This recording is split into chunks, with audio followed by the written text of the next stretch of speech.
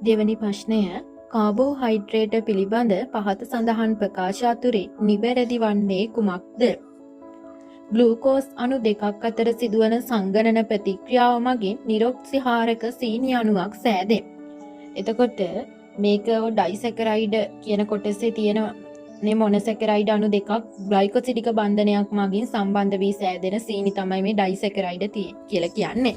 එතකොට ග්ලූකෝස් අණු දෙකක්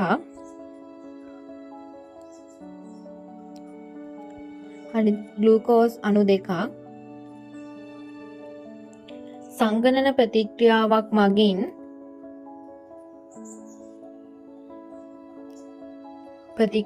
මගින් මෝල්ටෝස් අණුවක් සහ ජල අණුවක් සෑදෙනවා. මෙන්න මේකනේ ග්ලූකෝස් අණු දෙකක් අතර සංගණන ප්‍රතික්‍රියාවක් මගින් සිදුවෙන්නේ මෙන්න මේක. එතකොට හැදෙන්නේ මෝල්ටෝස් සහ ජල අණුවක්. ඊළඟට අපිට දැනගන්න ඕන ඔක්සිහාරක සීනි සහ නිරොක්සිහාරක සීනි කියන්නේ මොනවද කියලා. ඔක්සිහාරක සීනි වලට ඩයිසැකරයිඩ් වල දෙකක් අයිති වෙනවා. ඒ තමයි මෝල්ටෝස් සහ ලැක්ටෝස් කියන දෙක ඔක්සිහාරක සීනි. මෝල්ටෝස් සහ ලැක්ටෝස්. නිරොක්සිහාරක සීනි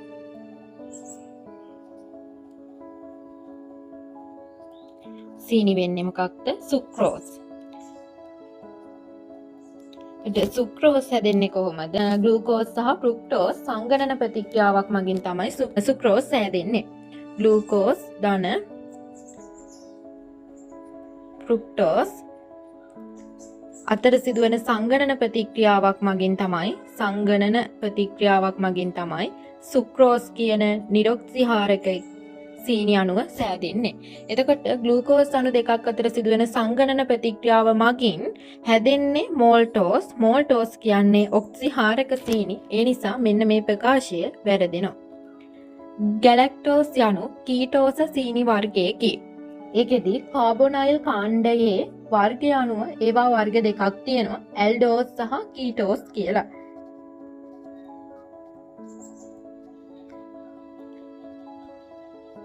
මේකේ ඇල්ඩෝස් වලට අයිති වෙන්නේ ග්ලූකෝස් ගැලැක්ටෝස්.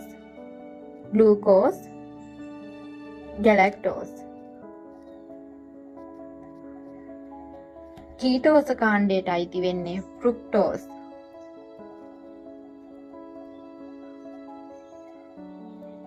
මේක මතක තියාගන්න කෙටි ක්‍රමයක් භාවිතා කරමු. ඇලෙන ගම් කියන එකෙන්. හරිද? ඇයන්නෙන් ඇල්ඩෝස්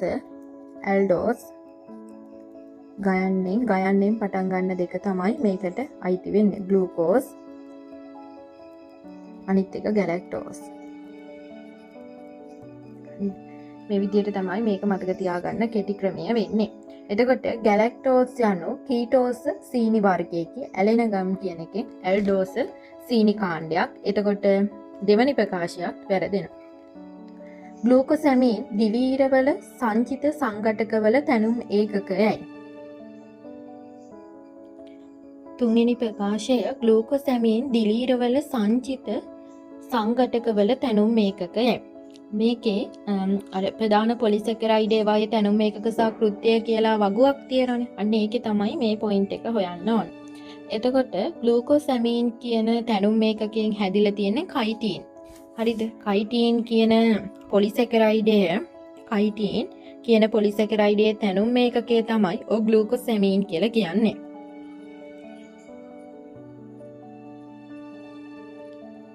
හරිද? එතකොට මේ ග්ලූකෝසැමීන් වල කෘත්‍යය තමයි දිලීර සෛල බිත්තිවල සහ ආත්‍රපෝඩාවන්ගේ පිටසැකිල්ලෙහි සංඝටකයකි. දිලීර සෛල බිත්තිවල සංඝටකයක්. හරිද? දිලීර සෛල බිත්තිවල සංඝටකයක්. එතකොට තව දිලීර ගැන ඔකේ පොයින්ට් එකක් තියෙනවා. ග්ලයිකෝජන් යටතේ.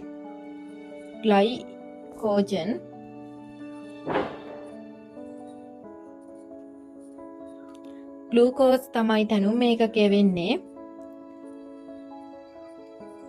සත්වයන් තුල හා දිලීරවල සංචිත වී ඇත. දිලීරවල සංචිත වී ඇත. හරිද? එතකොට ග්ලූකෝසැමීන් දිලීරවල සංචිත සංඝටකවල දැනුම් ඒකකයයි. දිලීරවල සංචිත සංඝටකය කුමක්ද? දිලීරවල සංචිත සංඝටකය තමයි ග්ලයිකෝජන් කියලා කියන්නේ. ග්ලයිකෝජන්. ග්ලයිකෝජන් වල තැනුම් ඒකකය වෙන්නේ ග්ලූකෝස්. හරිද? ග්ලූකෝස්. එතකොට ග්ලූකෝසැමීන් දිලීරවල සංචිත සංඝටකවල තැනුම් ඒකකයයි කියන ප්‍රකාශය වැරදි. මොකද ග්ලූකෝසැමීන් කියන්නේ දිලීර සෛල බිත්තිවල සංඝටකයේ තැනුම් ඒකකය. මේ කයිටින් ගැන වැදගත් පොයින්ට් එකක් තියෙන. ඒ තමයි නයිට්‍රජන් අඩංගු පොලිසැකරයිඩයක් කියන එක. නයිට්‍රජන් අඩංගු පොලිසැකරයිඩයක් කියන එක. හරිද? එතකොට මේ තුන්වෙනි ප්‍රකාශයත් වැරදි. හතරවෙනි ප්‍රකාශය ගැලැක්ටිරොනික් අම්ලය ශාකවල ව්‍යුහමය පොලිසැකරයිඩයක තැනුම් ඒකකයයි. ගැලැක්ටිරොනික් අම්ලය ශාකවල ව්‍යුහමය පොලිසැකරයිඩයක තැනුම් ඒකකයයි. පෙක්ටින් කියන පොලිසැකරයිඩය සෑදිලා තියෙන නැත්නම් මේ පෙක්ටින් වල තැනුම් ඒකකය වෙන්නේ ගැලැක්ටිරොනික් අම්ලය.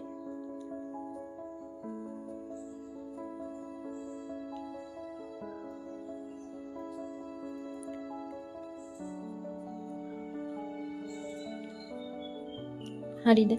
එතකොට ගැලැක්ටිරොනික් අම්ලය ශාක සෛල බිත්තියේ මධ්‍ය සූස්තරයේ සංඝටකයක. මේකේ කෘත්‍යය ශාක සෛල බිත්තියේ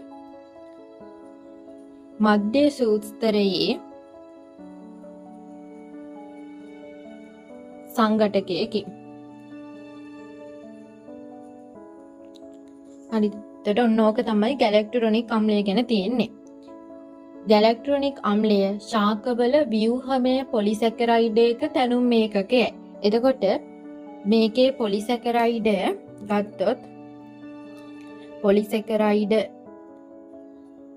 ගත්තොත් කොටස් කීයක් තියෙද? එකක් තමයි ව්‍යුහමය පොලිසැකරයිඩ සහ සංචිත පොලිසැකරයිඩ කියලා වර්ග දෙකක් තියෙනවානේ. එතකොට මුලින්ම බලන්න ඕන ව්‍යුහමය පොලිසැකරයිඩ ටික. ව්‍යුහමය පොලිසැකරයිඩ ටිකට එනවා සෙලියුලෝස්, හෙමිසෙලියුලෝස්, අනිත් එක පෙක්ටින්. හරිද? එතකොට ගැලැක්ටිරොනික් අම්ලය ශාකවල ව්‍යුහමය පොලිසැකරයිඩයක තැනුම් ඒකකයයි කිව්වහම ගැලැක්ටිරොනික් අම්ලයෙන් හැදිලා තියෙන පෙක්ටින්. පෙක්ටින් කියන එක ව්‍යුහමය පොලිසැකරයිඩයක තැනුම් ඒකකය තමයි. එතකොට හතරවෙනි ප්‍රකාශය නිවැරදි. එතකොට එකේ බලනකොට පොයින්ට් කීපයක්ම තියෙන බලන්න. ඒ තමයි ගැලැක්ටිරොනික් අම්ලය මගින් හැදිලා තියෙන පොලිසැකරයිඩය මොකක්ද? පෙක්ටින්. ඒක මතක තියාගන්න ඕන. ව්‍යුහමය පොලිසැකරයිඩ මොනවද? තුනක් තියෙනවා. සෙලියුලෝස්, හෙමිසෙලියුලෝස්, පෙක්ටින්. එතකොට මේ පෙක්ටින් කියන එක ව්‍යුහමය පොලිසැකරයිඩයකුත් වෙනවා. ගැලැක්ටිරොනික් අම්ලයකිනුත් සෑදිලා තියෙනවා. ඒ නිසා හතරවෙනි ප්‍රකාශය තමයි නිවැරදි පිළිතුර වෙන්නේ. පස්වෙනි ප්‍රකාශය හෙමිසෙලියුලෝස් යනු ට්‍රයෝස සහ පෙන්ටෝස වලින් තැනුණු ශාකනීය වූ පොලිසැකරයිඩයකි. හෙමිසෙලියුලෝස් කියන පොලිසැකරයිඩය තැනුම් ඒකකය තමයි පෙන්ටෝස සහ හෙක්සෝස.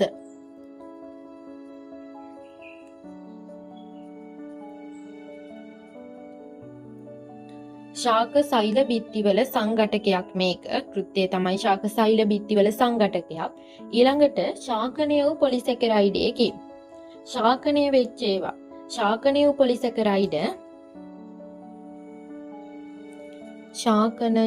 පොලිසැකරයිඩ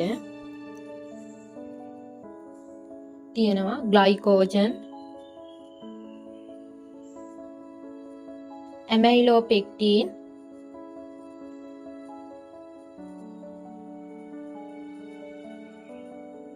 හෙමිසෙලියුලෝස්.